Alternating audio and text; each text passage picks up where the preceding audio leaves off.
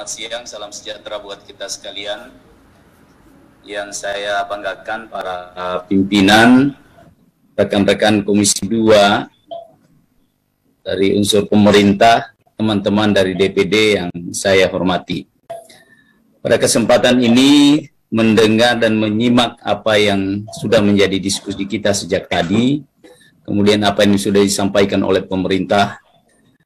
Ada beberapa hal yang ingin saya sumbang saran pada kesempatan ini.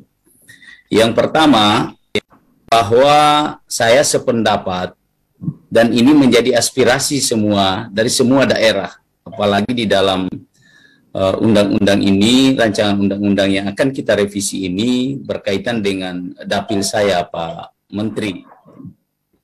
Harapannya bahwa perubahan ini ada hal-hal yang mungkin sudah tidak sesuai dengan perkembangan zaman, itu kita coba selaraskan dengan perkembangan ada sekarang, tentu dengan komitmen awal kita semua, karena kita semua sepakat sejak awal pertemuan-pertemuan non-formal yang kita lakukan, bahwa kita sepakat untuk tidak mengotak-atik terlalu lebar, sehingga ini akan berdampak pada hal-hal yang sifatnya substansi, terhadap hak-hak ya, terhadap kewajiban-kewajiban negara kepada daerah tentunya, karena itu sudah diatur di tempat lain. Itu yang saya pahami dari diskusi-diskusi awal kita. Namun dengan demikian tentu perlu tidak berarti bahwa pasal-pasal lain itu tidak perlu kita dalami untuk kita lakukan penyesuaian-penyesuaian tanpa tadi menyentuh hal-hal yang substansi seperti keinginan pemerintah. Nah, yang kedua, saya mencoba kembali mengingatkan kita pengalaman ketika kita membahas Undang-Undang Otsus Papua, di mana pemerintah waktu itu sejak awal menyampaikan bahwa hanya beberapa pasal yang boleh diganggu.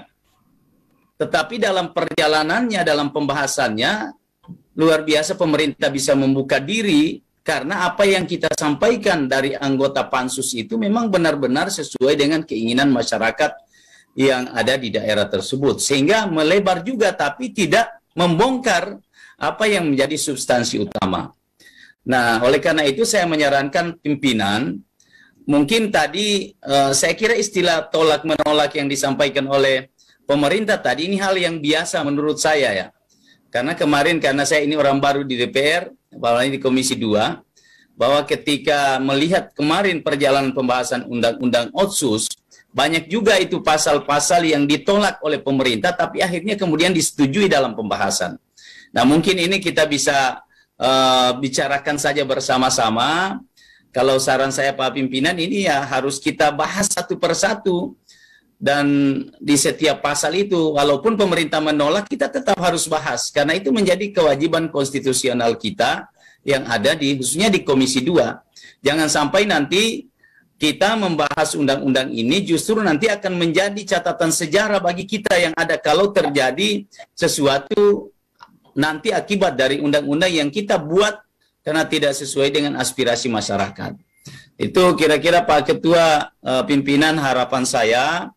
Jadi jangan sampai kita juga mau tergesa-gesa, terburu-buru untuk menyelesaikan tugas ini, tapi kita melupakan hal-hal yang sangat penting dari tugas konstitusional kita yang ada di sini. Jadi saran saya, kita lanjutkan saja pembahasan, kita bahas yang ditolak itu kira-kira apa, nanti kita ya kalau perlu dilakukan pembahasan khusus lah Pak Ketua.